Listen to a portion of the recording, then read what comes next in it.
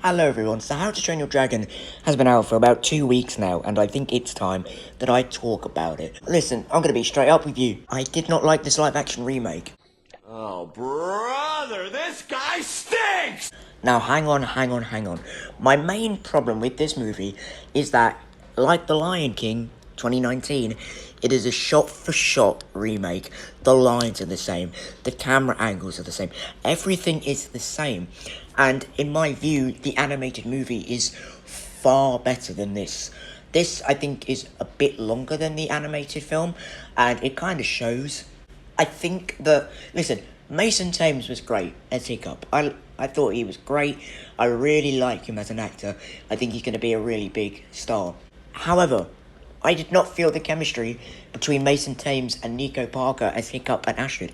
I just didn't feel it. I also felt that Astrid was in this movie a lot less than she is in the animated movie. And I also thought, or felt, that Toothless was in this movie a lot less than he is in the animated movie as well. This movie more focuses on Gerard Butler and Mason Thames as Hiccup and Stoic. Now, it was very smart bringing Gerard Butler back to be Stoic in live action. I think he was great.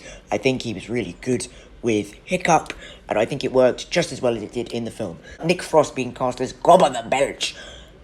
No accent, which, you could say it doesn't really matter, but I think one thing that makes Gobber so iconic is his accent, his Viking accent.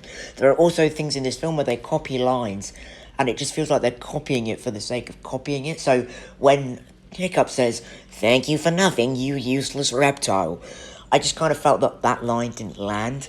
And even in the final battle, when Stoic and Gobber are standing next to each other, and Gobber says, "I can double that time," it's not the same as it is in the animated movie. The sets were beautiful, all filmed in Northern Ireland, or most of it, so it was all very beautiful to look at. Listen, the CGI, I can't fault it. All of the dragons looked stupendous, the flying scenes looked awesome, they looked epic.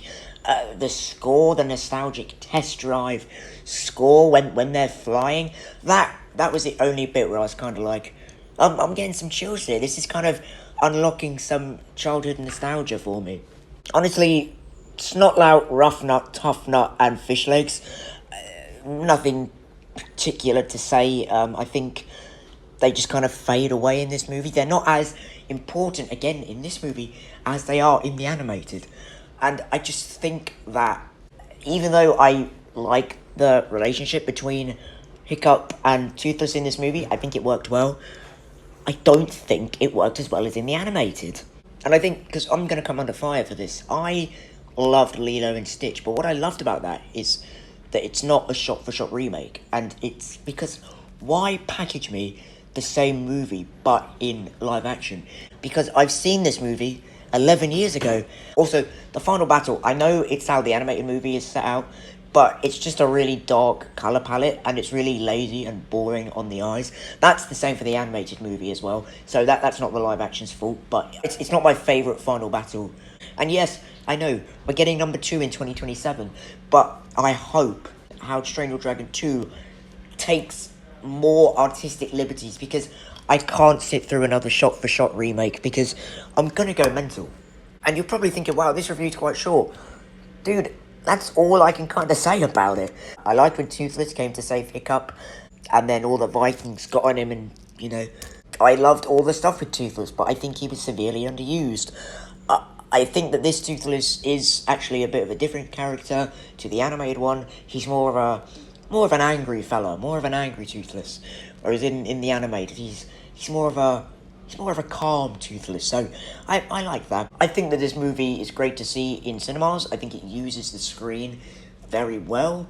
So yeah, it's a good movie.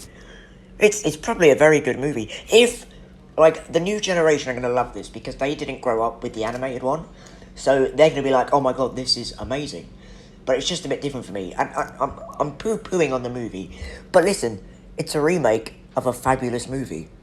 So this is going to be a great movie, but I just don't like it personally.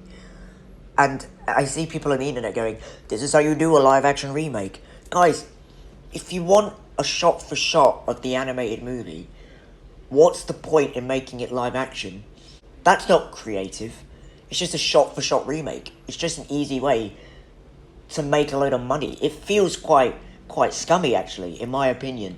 But that might be different to you guys. But I get the appeal of people just saying, oh man, I wish I could see this movie just in live action. Me, maybe it's because I'm sick of these live action remakes. Me, not so much. But, guys, I would still give this, listen, a solid, what are we going to say? Solid 7 out of 10. Not as good as the animated. Please watch the animated instead. Go see this as well. This is going to make a load of money. Thank you for watching. Bye-bye.